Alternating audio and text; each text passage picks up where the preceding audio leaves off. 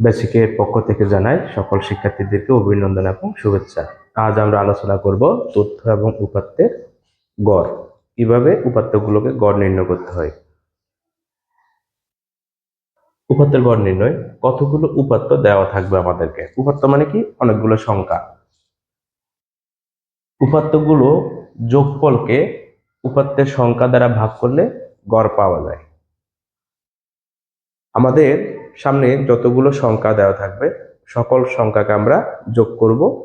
তারপরে কয়টি সংখ্যা দেওয়া আছে সে সংখ্যার পরিমাণ দ্বারা যদি আমরা ভাগ করি তাহলে আমরা উপাত্তের গড় পাবো। তাহলে সূত্রটা হচ্ছে, গড়ের সূত্রটা হচ্ছে উপাত্তগুলো যোগফল ভাগ উপাত্তের সংখ্যা। আমরা একটা ছোট্ট একটা অঙ্ক করি। 2, 5, 4, 9, 1। এখানে কয়টি উপাত্ত আছে? 1টি, 2টি, 3টি, 4টি, 5টি।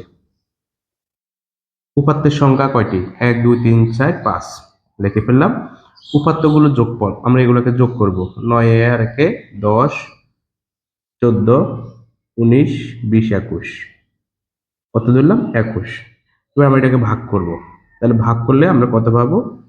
4.2। এটা হচ্ছে আমাদের গড়।